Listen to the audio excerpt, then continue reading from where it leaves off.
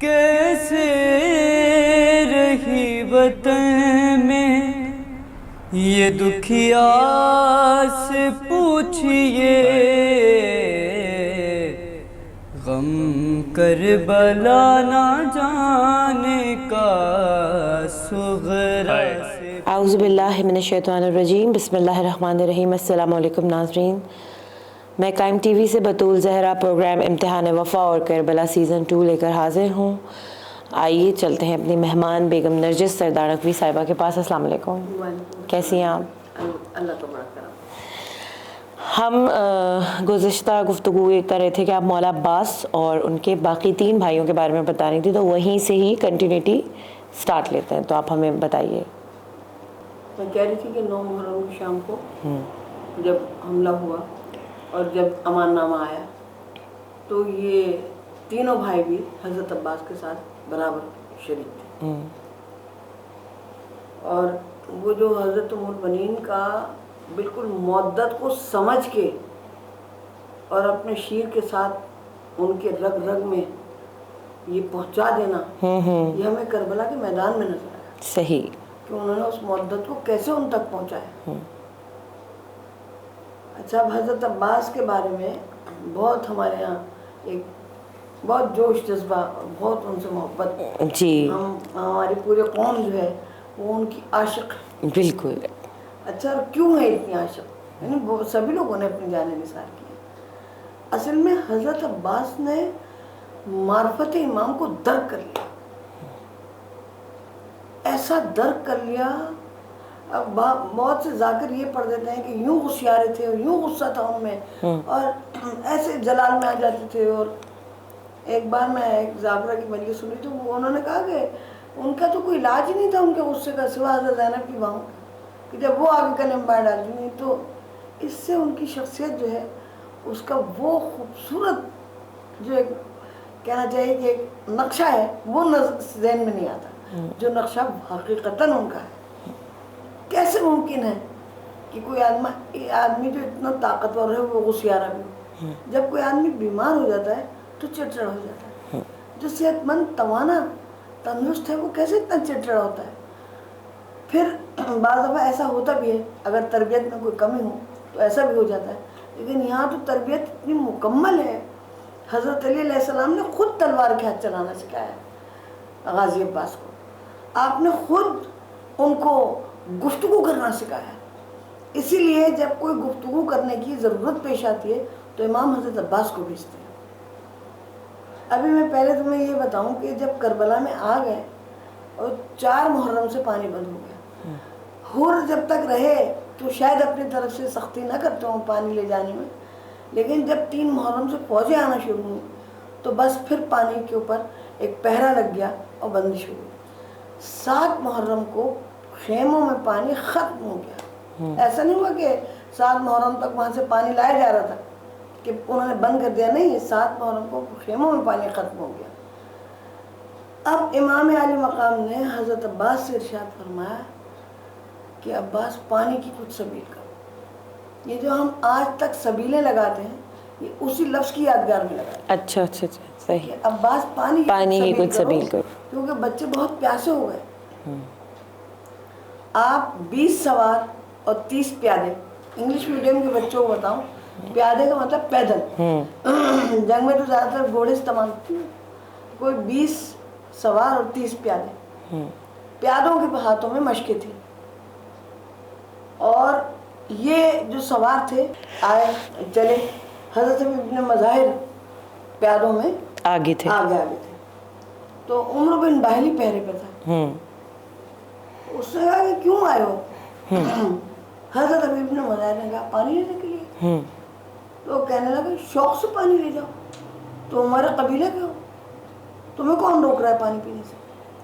انہوں نے کہا اس وقت تک تو پانی پیوں گا نہیں جب تک کہ فرزند فاطمہ تک پانی نہیں پہنچ نہ۔ صحیح۔ اس نے کہا کہ ان تک تو قطرہ آپ جانے نہیں پائے گا جب تک ہم یہاں کھڑے ہیں۔ بس اتنا سننا تھا کہ حضرت عباس کو جلال آ گیا، اور آپ نے فرمایا آپ نے جو حملہ کیا بڑھ کے، تو آپ نے پیاروں سے فرمایا کہ تم مشقیں بھر لو، میں انہیں ہٹاتا ہوں۔ 5000 افراد لکھے ہیں کہ نہر کے اوپر کھڑے تھے پانی روکنے کے لیے، پوری دیوار سے بنا دی تھی۔ لیکن حضرت عباس کی شجاعت تو اس وقت ہمیں اصل میں نظر آئی کہ جب انہوں نے ان کو اتنا دور بھگا دیا، فرمایا اطمینان سے پانی بھرو، میں نے دور بھگا کے آتا ہوں۔ ان سب نے وہ مشقیں بھری اور پھر آپ واپس تشریف لائے۔ آپ کی بھی مشق حضرت ابی ابن مظاہر نے بھر لی تھی جو آپ کو عطا کر دی۔ آپ نے وہ مشق لی اور آپ گھوڑا دوڑاتے ہوئے مولا کے پاس آئے اور مولا کے قدموں میں وہ پانی رکھ دیا۔ آپ نے بڑھ کے سینے سے لگا لیا اور ارشاد فرمایا عباس تم میرے بچوں کے سقہ ہو۔ یہ جو آج تک ہم سقہ بناتے ہیں اپنے بچوں کو، یہ اسی لفظ کی یادگار میں بناتے ہیں۔ صحیح۔ اب یہ کہنا کہ کیوں یہ پانی یہ 7 محرم کو نہیں پہنچا ہوگا اور بھائی 7 کو پہنچا، 30 مشقیں، 200 افراد تو شہید لکھے ہیں، 68 بچے امام حسین کے ساتھ تھے اور تقریباً اتنی ہی عورتیں امام علی مقام کے ساتھ تھیں۔ ایک مشق میں 2 بالٹی پانی آتا ہے تو کتنی دیر چل گیا ہوگا یہ پانی اتنے لوگوں کی؟ حقیقتاً بالکل۔ لیکن 8، 9 اور 10 3 دن کی پیاس تو ازر میں نہ شمس، اور گرمی کا مہینہ، اور گرمی کا اتنی گرمی ہوتی ہے کربلا میں، اتنی گرمی ہوتی ہے، میں ان دنوں میں گئی ہوں کربلا، 50-55 ٹیمپریچر ہوتا ہے یہ جون کے مہینے میں، وہ قیامت کی گرمی تھی۔ بہرحال کاش مجھے کوئی بتا دے کہ وہاں پانی کی تکلیف نہیں تھی۔ میں ہمیشہ جب بھی پانی پیتی ہوں جو کرب مجھے ہوتا ہے وہ کرب نہیں رہے گا، کیونکہ وہاں پانی نہیں تھا۔ پھر 9 محرم کی شام آ گئی اور عمر ابن سعد سے بات چیت چل رہی تھی کہ جب یہ میں نے ذکر کیا کہ یہ خط لے کر آیا شمر، اور انہوں نے عمر ابن سعد نے کہا بس چلو اس جھگڑے کو اسی وقت نہیں ڈالتے، اور وہ اس نے حملہ کیا۔ اس وقت امام علی مقام کی شاید آنکھ لگ گئی تھی، تو بی بی خیمے میں آئی اور آپ نے جگایا امام کو اور فرمایا کہ اٹھ جائیے، شاید کہ دشمن نے حملہ کر دیا۔ امام نے فرمایا عباس کو بلاؤ۔ جناب عباس تشریف لائے، اور جب آپ آئے تو آپ نے امام نے فرمایا کہ انہوں نے شاید حملہ کر دیا ہے، تو جناب عباس سے فرمایا کہ جی، فرمایا کہ جاؤ اور ان کو روکو اور ان سے پوچھو کہ اس اچانک اور بے وقت حملے کا سبب کیا ہوا۔ تو آپ تشریف لے گئے، اس وقت بھی 20 لوگ آپ کے ساتھ تھے، اور آپ نے ایسے ہاتھ سے روکا، رکو۔ اب عمر ابن سعد سے مخاطب ہو کے فرمایا کہ اس اچانک حملے کا سبب کیا ہوا؟ وہ کہنے لگا، اس نے کہا یہ خط ابن زیاد کی طرف سے آیا ہے، میں تو جنگ کرنا نہیں چاہ رہا تھا لیکن یہ لائے ہیں شمر۔ اچھا یہاں تھوڑا سا میں قطع کلامی وہاں، کربلا میں یہ مقام بھی ہے جہاں پر ہم زیارت پہ جب جاتے ہیں تو وہاں وہ مقام بھی ہے جہاں مولا عباس اور عمر ابن سعد کا مکالمہ ہوا ہے۔ حضرت عباس نہیں، حضرت امام حسین اور عمر ابن سعد سے ملاقات، مولا عباس کا بھی ہوا ہے کسی سے، تو وہ مقام ہے جس کی زیارت ہمیں کرائی جاتی ہے۔ اچھا، وہ ایک مقام آتا ہے، بالکل بالکل۔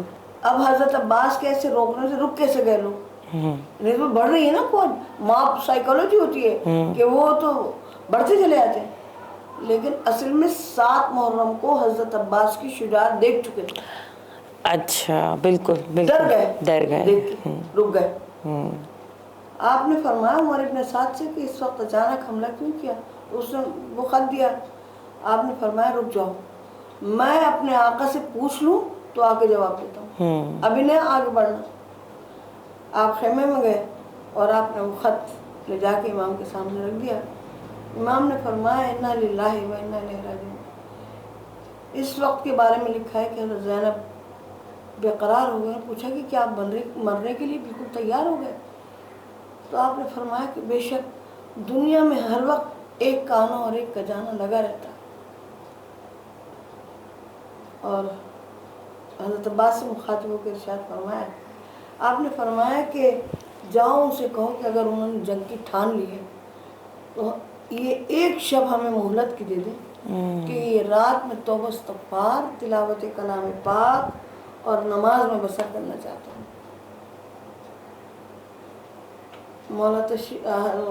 غازی تشریف لے گئے. اب جب وہاں پہنچے تو آپ نے عمر بن سعد سے کہا کہ امام نے یہ فرمایا ہے.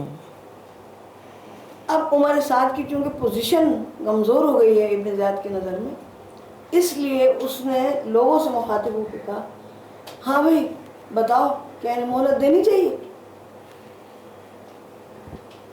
تو عمر بن باہلی کہنے لگا کہ ہاں, اگر یہ ترک و ویلن کے غلام ہوتے اور اتنی مہلت طلب کرتے تو وہ بھی دینا ضرور تھا. چہ جائے کہ یہ تو خانوادہ رسول ہے. ایسا جملہ کسی نے لکھا ہے کہ وار برداشت حضرت عباس کی کہ یہ سب گفتگو میں ہوا کی اور وہ خاموش کھڑے سنا کی. مہلت کا معاملہ تمام ہوا. حضرت عباس واپس آئے. اب اس مہلت پہ بھی چند جملے میں عرض کر دوں کہ کسی نے کہا کہ یعنی کتنی ایک چھوٹی سی بات کہ حضرت امام حسین نے یہ مہلت اس لیے لی کہ تاکہ حضرت علی اصغر 6 مہینے بھی ہو جائیں, کیونکہ 6 مہینے سے کم بچے کی قربانی نہیں ہوئی.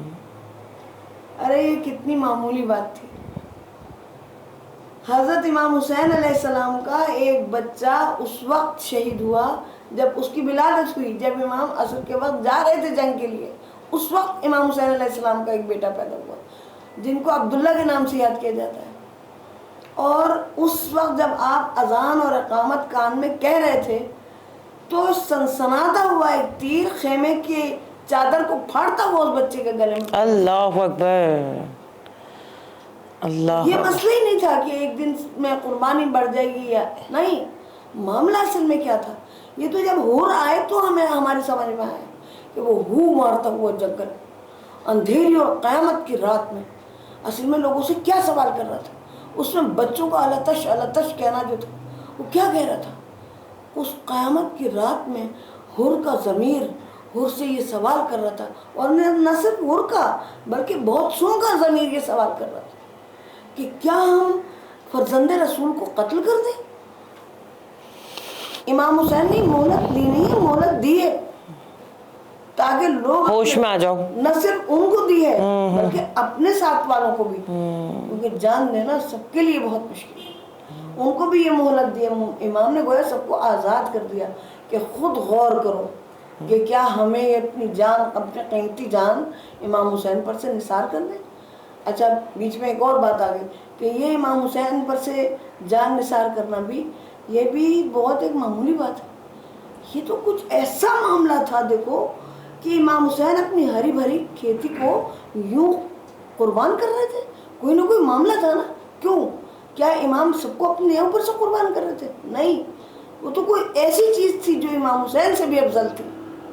وہ چیز کیا تھی جس پہ سے امام خود اپنے آپ کو بھی نثار کر رہے ہیں؟ وہ ہے اللہ کا دین. حرام کو حرام اور حلال کو حلال کرنے کے لیے امام علی مقام اپنی ماں کی اس ہری بھری کھیتی کو قطع کرا رہے ہیں. اب یہ رات گزر گئی اور صبح نمودار. اس رات میں بھی حضرت عباس ہمیں پہرے پہ نظر آتے ہیں. اور پھر جب صبح نمودار ہوئی اور دنیا میں تاریخ کسی ایسے لشکر کا پتہ نہیں بتاتی جو اتنا چھوٹا ہو اور اس کے سپہ سالار نے اس کو اس طرح سے تیار کیا ہو جیسے امام حسین علیہ السلام نے کیا. میمنہ بنایا, میسرہ بنایا, قلب لشکر قائم کیا اور پھر سپہ سالار مقرر کیا. جب سپہ سالار مقرر کیا تو مجھے ایسا لگتا ہے جیسے ان کو نانا کی آواز آئے کان میں, کل میں علم اس کو دوں گا جو جرار ہوگا, قرار ہوگا اور غیر فرار ہوگا. خدا اور اس کا رسول اس سے محبت کرتے ہوں گے اور وہ خدا اور اس کے رسول سے محبت کرتا ہوں. اللہ اکبر. اور یہ کہہ کے جو ایک نظر لشکر پہ ڈالی تو حضرت عباس کے بازو سلام کے لائق نظر آئے. فرمایا عباس यहाँ जाओ, लो ये बाबा का अलम तुम्हें मुबारक। उसके बाद से कितने अलमदार बने और हमेशा अलम पैगंबर की ज़िंदगी में मौला कायनात के पास रहा। लेकिन जब कोई अलमदार कहता है तो हमारा ज़हन हज़रत अब्बास की तरफ मुंतकिल होता है। तमाम दिन हज़रत अब्बास इमाम के साथ साथ लाशें उठा ले गए, असहाब की लाशें उठा के लाए और अक़रबा की लाशें उठा के लाए और इमाम के बिल्कुल साथ साथ खड़े हैं।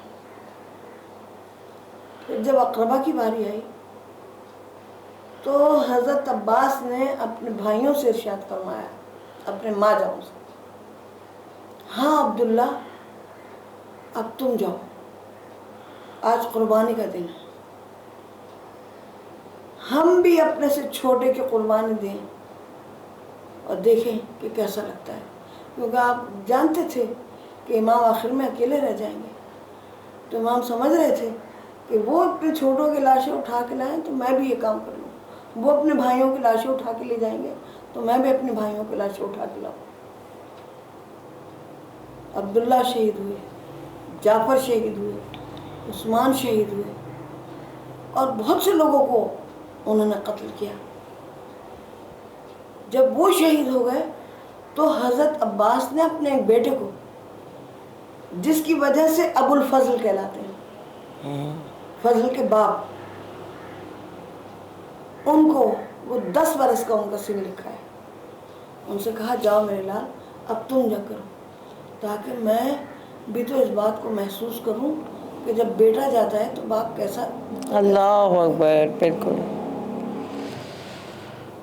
वो शहीद हुए। उसके बाद आखिर में जनाब अब्बास जब एक एक करके सब जा चुके। अच्छा, अब इसमें ये मामला भी हमें ऐसा लगता है जैसे सब लोग कह रहे हैं मुझे जाने दें, मुझे जाने दें, और अब्बास इमाम हुसैन कह रहे हैं कि नहीं नहीं नहीं, नहीं। ये एक नज़्म था, ये एक इंतज़ाम था, पहले कौन जाएगा और बाद को कौन जाएगा। और देखो हमारे अक़ीदे के मुताबिक जिहाद होता नहीं जब तक उसमें इमाम ना हो, क्योंकि इमाम ही का ताल्लुक़ वहाँ से, बिल्कुल, और वो ये फैसला कर सकते हैं कि कहाँ जिहाद करें। और अगर इमाम नहीं होता और फिर हम किसी जंग को जिहाद करने लगते फिर वो फसाद होता है। वाह वाह वाह, वो जिहाद नहीं होता, जिहाद तो होता ही जब इमाम हो। तो फिर इमाम ये तय करते हैं कि कौन पहले जाएगा और कौन बाद को जाएगा। लिहाजा हर शख्स आया और उसने इमाम से इजाज़त की। अब आखिर में हज़रत अब्बास आके खड़े हो गए, कहा मौला मुझे इजाज़त दीजिए। इमाम ने फरमाया तुम तो मेरे लश्कर के अलमदार। तो हज़रत अब्बास ने इरशाद किया वो लश्कर ही कहाँ रहा जिसकी मैं अलमदारी करता रहा। फरमाया अच्छा जाते हो तो पानी की कुछ सबील करते जाओ। हज़रत अब्बास ने एक मश्क उठाई जो इतने दिन सूखी रह के खुश्क हो गई, और चमड़ा जो है वो बड़ी मुश्किल से अगर चिपक जाता है तो जुदा भी मुश्किल से होता है, देर लगती है उसको। हज़रत अब्बास खेमे में तशरीफ़ लाए। एक छोटी सी बच्ची रूठी हुई खड़ी है एक तरफ। इतना बेहतरीन मिजाज हज़रत अब्बास ने पाया है, इतने नरम खूह हैं कि बच्चे आपके इर्द गिर्द हैं और तमाम औरतें आपके ऊपर मान रखती हैं। औरतें उसी के ऊपर मान रखती हैं जो खुश मिजाज इंसान होता है। घर की सब बहनें बेटियां सब हज़रत अब्बास पे बड़ा मान रखती हैं। देखा कि एक बच्चे खेमे में एक तरफ रूठी भी खड़ी है, तो ऐसे हाथ फैलाए, क्या हुआ, रूठ गई क्या, आओ कलेजे से लग जाओ। बच्ची ने कहा मैं सुबह से प्यासी हूँ, आप अब आए।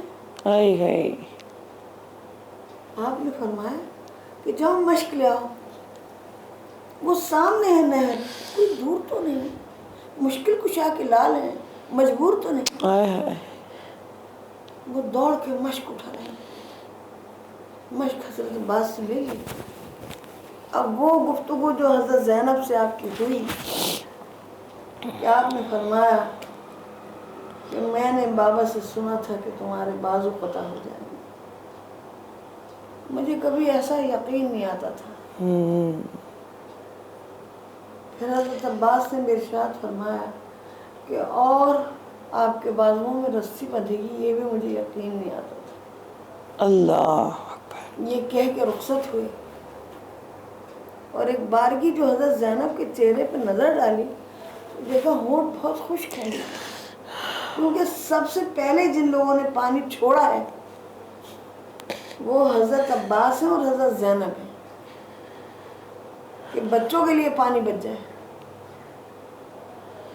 اور پھر حضرت عباس جنگ کے لیے آئے.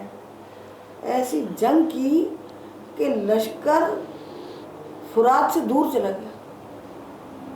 اور جو میں نے کہا نا کہ مشق جو ہے وہ مشکل سے کافی دیر آپ نے اسے پانی میں ڈالا, لوگوں کی واپس آنے کی ہمت نہیں ہوئی. آپ نے اسے بھر لیا مشق کو. اب ایک ہاتھ میں علم ہے اور ایک ہاتھ میں مشق ہے, اور اسی کے ساتھ تلوار یا نیزہ جو بھی ہے وہ بھی ہے. اب گئے ہیں تو لمبا راستہ ہے, واپس چھوٹے راستے سے ہیں. بھاگا ہوا لشکر واپس آ گیا اور سب نے کہا اگر یہ پانی پہنچ گیا تو جان لو کہ شمر ہمیں کچھ جائزہ و انعام نہیں دے گا. ابن زیاد کے دربار میں جا کے بتائے گا کہ پانی پہنچ گیا. لہٰذا وہ سب دنیا کے بیٹے تھے, وہ سب دنیا دار, وہ سب کے سب بھاگ کے واپس آ گئے. اور طفیل بن سنبس ہی تھا جس نے آگے بڑھ کے پیچھے سے, جو ایسا بہادر ہوتا ہے اس پہ سامنے سے وار کرنے کی ہمت کوئی نہیں کرتا, پیچھے سے اس نے وار کیا اور حضرت عباس کا دایاں بازو قطع ہو گیا. جب ہم کربلا جاتے ہیں ایسے آسانی سے کہتے ہیں ارے یہ وہ جگہ ہے جہاں حضرت عباس کا ایک بازو قطع ہوا. یہ حقیقت ہے, آسان بالکل. حضرت عباس نے مشق ہاتھ دوسرے ہاتھ میں لے لی. اب ایک مشق, ایک علم, ایک نیزہ, تین چیزیں ایک ہاتھ میں آنی بہت مشکل ہے. اس لیے آپ نے مشق کو دانتوں میں دبا لیا. اگر کوئی ناری بائیں ہاتھ میں قطع کر دے تو مشق بچ جائے. مشق لے کے آپ تیز اپنے گھوڑے کو ایڑ پہ ایڑ ہے کہ تیز چل. میں بچوں سے وعدہ کر کے آیا ہوں کہ میں پانی لاؤں گا, بچے انتظار کر رہے ہیں. وہاں جب جناب سکینہ پردہ ہٹا ہٹا کے بچوں کو دکھا رہی ہیں کہ دیکھو وہ علم نظر آ رہا ہے, بس میرے چچا نے کبھی ہماری فرمائش رد نہیں کی. میں نے آج پانی مانگا تو وہ ضرور لے کے آئیں گے, پہلے تمہیں پلاؤں گی, خود بات کو پیوں گی. ناظرین کرام, لیکن ایک ناری اور آگے بڑھا اور اس نے پیچھے سے بائیں ہاتھ پہ تلوار کیا, بائیں ہاتھ پہ قطع ہو گیا. ادھر عمر ابن سعد نے دیکھا کہ دونوں بازو قطع ہونے کے باوجود مشق سلامت ہے, مشق کو دانتوں میں دبایا ہوا ہے. اس نے ہرملہ سے کہا تو نے صبح 3 تیر بجھائے تھے, زہر میں کہاں ہیں وہ تیر, وہ کب کام آئیں گے؟ تیر رہا کر اس مشق کو ختم کر دے, چھید دے. اس نے بڑا تیر انداز تھا, اس نے تیر رہا کیا. ایسا جی چاہتا ہے ہواؤں سے کہوں اس تیر کو کہیں اور لے جاؤ. اس سے بچوں کی بڑی امید بندھی ہے. حضرت عباس بار بار گھوڑے کو گویا ایڑ لگا رہے, تیز چل, میرے بھائی کے ہونٹ بھی بہت خشک ہیں. میں ابھی اپنی بہن سے مل کے آیا, ان کے بھی ہونٹ بہت خشک ہیں, اور بچے تو ہیں ہی بہت پیاسے. لیکن وہ ہرملہ کا تیر سنسناتا ہوا مشق چھید گیا, پانی بہہ گیا. کسی ناری نے پیچھے سے بڑھ کے ایک گرز گراں سر کے اوپر وار کیا. حضرت ام البنین کا جان زمین پہ آ گیا. ارے وہ جو قمر بنی ہاشم کہلائے, یا اس گھر میں سبھی حسین تھے لیکن وہ ایسے حسین تھے کہ وہ قمر بنی ہاشم کہلائے. وہ گھوڑے سے زمین پر آ گئے. ایک آواز دی یا آقا ادرکنی، آقا میری خبر لیجیے. لکھا ہے کہ امام مثل شاہین کے پاس ایک تلوار ہاتھ میں تھی اور مارتے جاتے تھے اور کہتے جاتے تھے تم نے میرے بھائی کو مار دیا، تم نے میری کمر توڑ دی.